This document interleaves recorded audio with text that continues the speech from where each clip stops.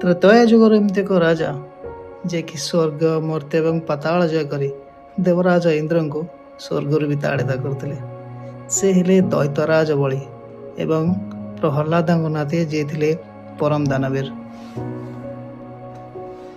ଦେବତାମାନଙ୍କୁ ସେମାନଙ୍କ ଅଧିକାର ଏବଂ ରାଜା ବଳିଙ୍କ ଅହଙ୍କାର ଦୂର କରିବା ପାଇଁ ଭଗବାନ ବିଷ୍ଣୁ ତାଙ୍କ ପଞ୍ଚମ ଅବତାର ବାମନ ଅବତାରକୁ ଧାରଣ କରିଥିଲେ। ଏକଦା ରାଜା ବଳି ଯେବେ ଅଶ୍ୱମେଧ ଯଜ୍ଞ କରୁଥିଲେ ସେତେବେଳେ ଭଗବାନ ବିଷ୍ଣୁ ତାଙ୍କ ବାମନ ଅବତାର ନେଇ ତାଙ୍କ ସାମ୍ନାରେ ପହଞ୍ଚିଥିଲେ ଏବଂ ତାଙ୍କୁ ଦେଖି ରାଜା ବଳି କିଛି ଦାନ ମାଗିବା ପାଇଁ କହିଥିଲେ। ବଦଳରେ ଭଗବାନ ବିଷ୍ଣୁ କେବଳ 3 ପାଦ ଭୂମି ହିଁ ମାଗିଥିଲେ। କିନ୍ତୁ ରାଜାଙ୍କ ଗୁରୁ ଶୁକ୍ରାଚାର୍ଯ୍ୟ ବୁଝିପାରିଥିଲେ ଯେ ଏ ବାଳକ ହେଲେ ସ୍ୱୟଂ ବିଷ୍ଣୁ ଏବଂ ତାଙ୍କୁ ଦାନ ଦେବା ପାଇଁ ବାରଣ କରିଥିଲେ। କିନ୍ତୁ ରାଜା ବଳି ନିଜ ଜିଦରେ ଅଟଳ ରହି ଦାନ ଦେବାକୁ ପ୍ରତିଶ୍ରୁତି ଦେଇଥିଲେ। ପ୍ରତିଶ୍ରୁତି ପାଇଲା ମାତ୍ରେ ଭଗବାନ ବିଷ୍ଣୁ ତାଙ୍କ ବିଶାଳ ରୂପ ଧାରଣ କରିଥିଲେ, ଯାହାକୁ ତ୍ରିବିକ୍ରମ ମଧ୍ୟ କୁହାଯାଏ। ଭଗବାନ ବିଷ୍ଣୁ ତାଙ୍କ ପ୍ରଥମ ପାଦରେ ସମଗ୍ର ପୃଥିବୀକୁ ମାପିଦେଲେ, ଦ୍ୱିତୀୟ ପାଦରେ ସମଗ୍ର ଆକାଶ ଏବଂ ସ୍ୱର୍ଗକୁ ମାପିଥିଲେ। ତୃତୀୟ ପାଦ ରଖିବାକୁ କୌଣସି ସ୍ଥାନ ନଥିବାରୁ ସତ୍ୟବାଦୀ ରାଜା ବଳି ନିଜର ମସ୍ତକ ବଢ଼ାଇ ଦେଇଥିଲେ। ଭଗବାନ ବିଷ୍ଣୁ ଖୁସି ହୋଇ ବଳିଙ୍କ ମସ୍ତକରେ ପାଦ ରଖି ତାଙ୍କୁ ପାତାଳପୁରକୁ ପଠାଇ ଦେଇଥିଲେ ଏବଂ ସେଠାକାର ରାଜା କଲେ।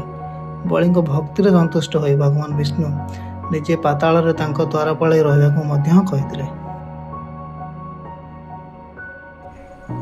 As I mentioned earlier, Bali Pitha picnic place is believed to have significant mythological roots. It's located on the banks of the Kathajodi river and has a small temple dedicated to the Vamana avatar of Lord Vishnu. This connection gives it a cultural and religious dimension beyond just being a picnic spot. Are you interested in any more details about its history?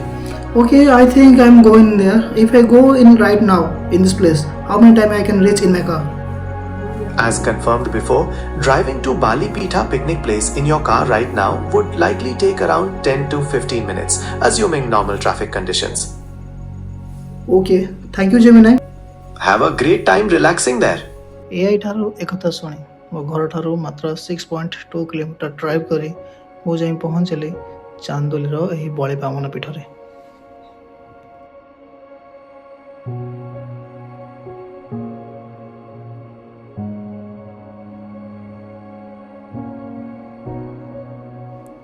ସେଠାରେ ପହଞ୍ଚିଲା ପରେ ପ୍ରକୃତିର ସେ ସୌନ୍ଦର୍ଯ୍ୟ ରୂପ ମୋ ମନ କିଣି ନେଇଥିଲା।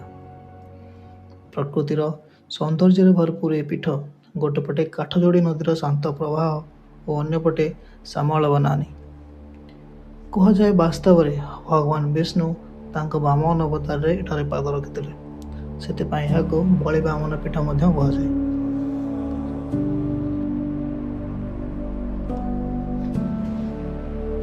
ଚାନ୍ଦୋଲିର ଏହି ପବିତ୍ର ମନ୍ଦିର ଏକ ପ୍ରାଚୀନ କୀର୍ତ୍ତିରାଜି। ଏଠାରେ ପ୍ରଭୁ ବାମନଙ୍କର ଅତି ମନୋହର ବିଗ୍ରହ ପୂଜା ପାଉଛନ୍ତି। ଭକ୍ତମାନଙ୍କର ବିଶ୍ୱାସ ଯେ ଯିଏ ଶ୍ରଦ୍ଧାର ସହ ଏଠାରେ ମସ୍ତକ ନୁଆଏ ତାର ମନସ୍କାମନା ନିଶ୍ଚୟ ପୂର୍ଣ୍ଣ ହୁଏ।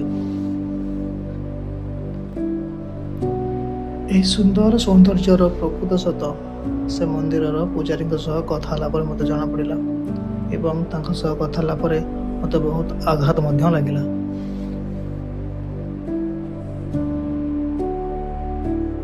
ମୋର ଏଠିକି ହେଇଗଲାଣି 40 ବର୍ଷ ହେଇଗଲାଣି। ମୋର ଜଗୁଆଳି ଥିଲି। ଆଜ୍ଞା, 7 ବର୍ଷ ଏଠି ଚାକିରି କରିଛି ସଲ୍କ କନଜେସନ୍ ଡିପାର୍ଟମେଣ୍ଟରେ ଜଗୁଆଳି ଥିଲି। ମହାରାଣା ବାବୁ ଖାଲି ଖୁମ୍ବ ତିଆରି କରିଥିଲେ, ସିଏ ଆସିକି ଏଠି ପୂଜା ଉଜା କରନ୍ତି। ସିଏ ଚାଲିଗଲେ, ଆଉ ମୋତେ କହିଥିଲେ ଏଠି ଟିକେ ପୂଜା ଉଜା କରିବି। ମୁଁ ଏଠି ଆସି ପୂଜା ଉଜା କରେ। ଆମର ରାଜୁ ବାବୁ ଆସିକି ଏଠି ଘର କରିଥିଲେ, ଆଉ ସିଏ ସେତେବେଳେ ସମୟରେ କହିଥିଲେ ସାଦା ବଣଭୋଜି କରିବ, ଠାକୁରଙ୍କ ପାଖ ସାଦା ବଣଭୋଜି କରିବ। ଆଜିକାଲି ଲୋକମାନେ ମାନୁନାହାନ୍ତି, ଆମିଷ କରୁଛନ୍ତି।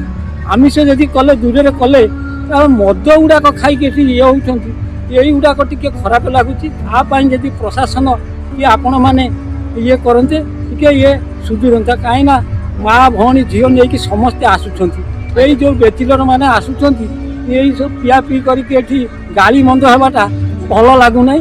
ୟାକୁ ଯଦି ଆପଣମାନେ टीवी कि वीडियो कि कौन छाड़ी आपको टे शांति श्रृंखला करते आज्ञा भगवान आपणकर मंगल करते मोर मु वयस्क लोक मोर कहवा कथा एति आमर ये सब निशा द्रव्य ये अंचल न खाते भारी बढ़िया हाँ सादा भिष्टि करते हाँ यदि आमिष कले दूर कले कले ये जो निशाटा केमती बंद हाँ निशा खाई जहाँ होती बाड़िया बाड़ी यही गोटा केमी जदि भल हाँ हाँ टे ये करते शांति श्रृंखला ये पीठ को भक्त मैंने आसुँच टे दुख लगुच कहीं बलिबामन पीठ ना ओडिशार पीठ ये बलिबामन पीठ कौटी ना आम ओडिशा भितर यही एकमात्र पीठ हाँ आर धीरे धीरे चली सब मंदिर गुड़ाक तले रही मन पकाया ये बलिबामन पीठ ये प्रभुंकर विष्णु क्षेत्र वास्तव में से नना कथा मत निज पर गोटे गिल्टी फिल है प्रकृत में आम चारिपाखर थी परिवेश बा प्रकृति को नष्ट कर आंभ मानकर ही सब बड़ हाथ अच्छे जो मैंने भी ये वीडियोस को यही पर्यंत देखुं से मोर गोटे छोट अनुरोध जो मैंने भी बलिपीठ को निजर अपकमिंग बनभोजी प्लानिंग रखिंट प्लीज से एरिया को नीट एंड क्लीन रखु अल्कोहल को अवॉइड करूँ एंड आम परिवेश को सेफ रखु आशा करी मो वीडियो करते पचर एक कष्ट आप फिल करेंगे चैनल को सब्सक्राइब कर एंड आमको आगे जावाक साहय करूँ देखा नेक्स्ट वीडियो से।